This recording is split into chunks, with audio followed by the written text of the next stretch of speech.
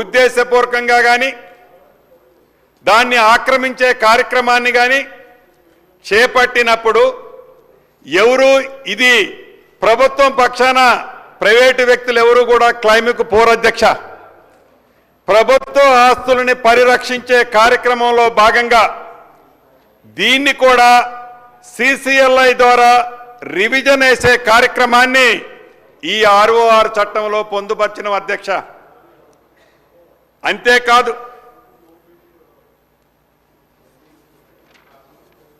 ఇంకొక ఇంపార్టెంట్ అంశం ఉంది అధ్యక్ష. అనుభవదారులు ఆబ్లిక్ కాస్తు కాలం ఇది ఒక జటిలమైన సమస్య అయినప్పటికీ 2014కు ముందు పాస్బుక్లు కలిగి ఉండి అనుభవదారులుగా ఉండి పొజిషన్లో ఉండి ధరణి వచ్చిన తర్వాత ఆ పొజిషన్లో వారే ఉండి డాక్యుమెంట్లో రిజిస్టర్లో గతంలో పాస్బుక్లుండి ఆ పాస్బుక్లని నిర్దాక్షిణ్యంగా ఈ ధరణి కార్యక్రమం ద్వారా వారిని రోడ్డు మీద నెట్టేసిన వ్యక్తులు ఎవరైతే న్యాయబద్ధమైనవి ఉన్నాయో అటువంటి వాటి కోసం అనుభవదారుల కాలాన్ని కూడా ఈ చట్టంలో పొందుపరచడం జరిగింది అధ్యక్ష. అంతేకాదు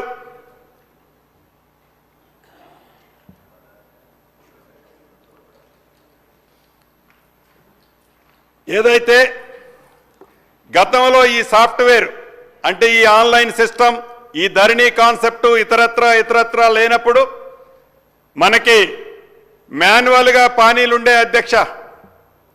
ఈ మాన్యువల్ పానీలు అనేవి ఒకవేళ ఏ ఆఫీసర్ అయినా ఉద్దేశపూర్వకంగా ఒక పానీని ఒక బుక్ని మిస్ చేసినా అంతకు ముందుతో ఆ తర్వాతతో ఒక బేస్ ఉండేది అధ్యక్ష. ఇప్పుడు ఈ ఆన్లైన్ సిస్టమ్ వచ్చిన తర్వాత మాన్యువల్కి సంబంధించిన అంశం ఈ 2020 చట్టంలో పొందుపరచలేని కారణంగా ఆ వ్యవస్థ టోటల్ కూడా అబాలిష్ అయింది అధ్యక్ష. దాన్ని ప్రతి సంవత్సరం ఈ ఆన్లైన్లో ఉన్నదాన్నే కాపీ చేసి భద్రపరిచే వ్యవస్థ ఏదైతే ప్రతి రెవెన్యూ గ్రామంలో ఉంటాడో అక్కడ భద్రపరిచే అవకాశాన్ని ఈ చట్టంలో పొందుపరచడం జరిగింది అధ్యక్ష. అదే రకంగా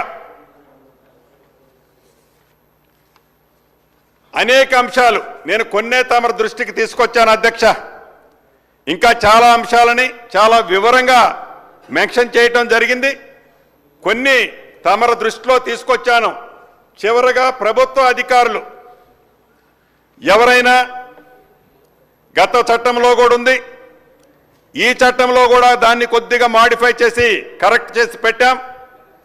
ప్రభుత్వ ఉద్యోగులు ఎవరైనా ఉద్దేశపూర్వకంగా కానీ ఏ రకమైన ప్రలోభాలకు కానీ ఇతరత్రా అది ప్రైవేట్ ఆస్తులు కానీ ప్రభుత్వ ఆస్తులు కానీ ఎవరికైనా proper link document proper establishment చేయకుండా ఏ ట్రాన్సాక్షన్ జరిగినా అటువంటి అధికారి మీద కఠినమైన చర్యలు కూడా తీసుకునేది ఈ చట్టంలో పొందుపరచడం జరిగింది అధ్యక్ష.